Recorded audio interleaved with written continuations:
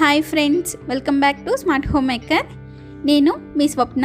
ఇవాళ మన రెసిపీ సేమియా కస్టర్డ్.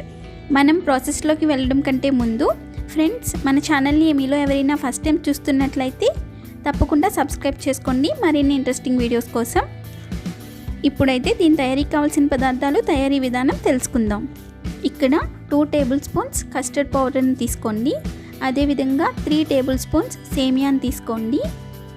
8 టేబుల్ స్పూన్స్ పంచదారని తీసుకోవాలి. ఇప్పుడు నేను ఇక్కడ 1/2 లీటర్ పాలను తీసుకున్నాను. ఇవి న్యాచురల్ మిల్క్. మీరు ఏ పాలనైనా తీసుకోండి, ఏం ప్రాబ్లం లేదు.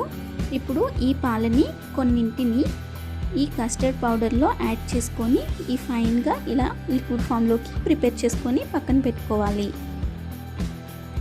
ఇప్పుడు స్టవ్ ఆన్ చేసుకొని ప్యాన్ పెట్టుకొని అందులోకి సేమియాని యాడ్ చేసుకొని లైట్గా గోల్డెన్ కలర్ వచ్చేంత వరకు ఫ్రై చేసుకొని ఒక బౌల్లోకి తీసుకోవాలి. ఇప్పుడు అదే ప్యాన్లోకి రిమైనింగ్ మిల్క్ని యాడ్ చేసుకొని బాయిల్ చేసుకోవాలి. ఈ పాలనేవి ఒక పొంగొచ్చేంత వరకు బాయిల్ చేసుకోవాలి. ఈ విధంగా పొంగొచ్చిన తర్వాత వీటిని ఈ విధంగా కలుపుకుంటూ, మీగడ అనేది ఫామ్ అవ్వకుండా కలుపుకుంటూ బాయిల్ చేసుకోవాలి. ఇప్పుడు ఇందులోకి ముందుగా ఫ్రై చేసి పెట్టుకున్న సేమియాని యాడ్ చేసుకొని ఒక 2 మినిట్స్ పాటు ఉడికించుకోవాలి.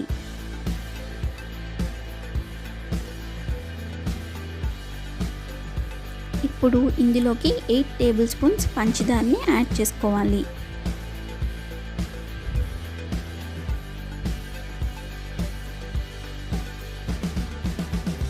ఈ పంచదార మొత్తం బాగా కరిగే వరకు కూడా ఈ విధంగా కలుపుకుంటూ ఉడికించుకోవాలి.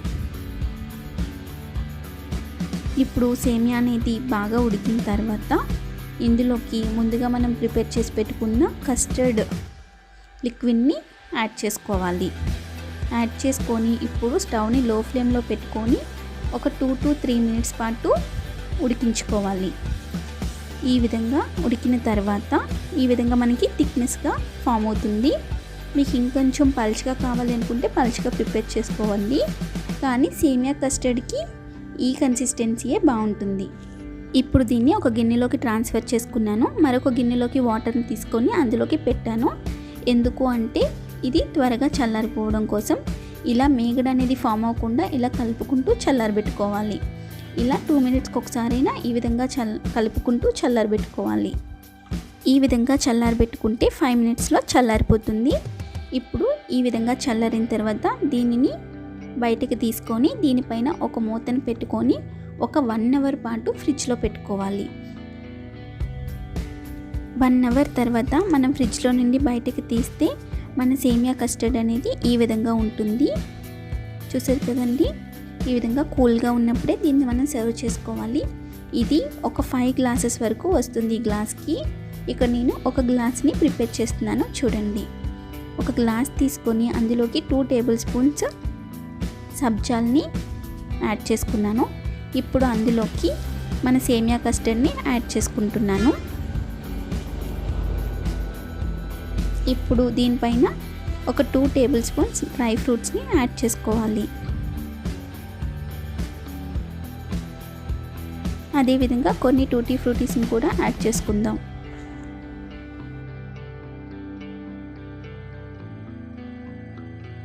ఓకే, ఇప్పుడు మనం ఈ రిమైనింగ్ దాన్ని ఫ్రిడ్జ్లో స్టోర్ చేసుకొని ఎవరైనా మన ఇంటికి సడన్గా వచ్చినప్పుడు వెంటనే ఈ విధంగా సర్వ్ చేసి మనం పెడితే చాలా బాగుంటుంది. ఇది 4 డేస్ వరకు ఫ్రిడ్జ్లో ఫ్రెష్గా ఉంటుంది. ఇప్పుడు ఒకసారి దీన్ని మనం బాగా కలుపుకొని దీనిపైన కొన్ని టూటీ ఫ్రూటీతో గార్నిష్ చేసుకొని సర్వ్ చేసుకుంటే సూపర్గా ఉంటుంది. ఓకే ఫ్రెండ్స్, నా వీడియోస్ కానీ మీకు నచ్చినట్టయితే లైక్ చేయండి, షేర్ చేయండి, సబ్స్క్రైబ్ చేయండి. అదేవిధంగా పక్కనే ఉన్న గంట సింబల్ని క్లిక్ చేయండి. నేను కొత్తగా పెట్టే వీడియోస్ మిస్ అవ్వకుండా మీకు నోటిఫికేషన్ రూపంలో వచ్చేస్తాయి. Thank you for watching. Bye.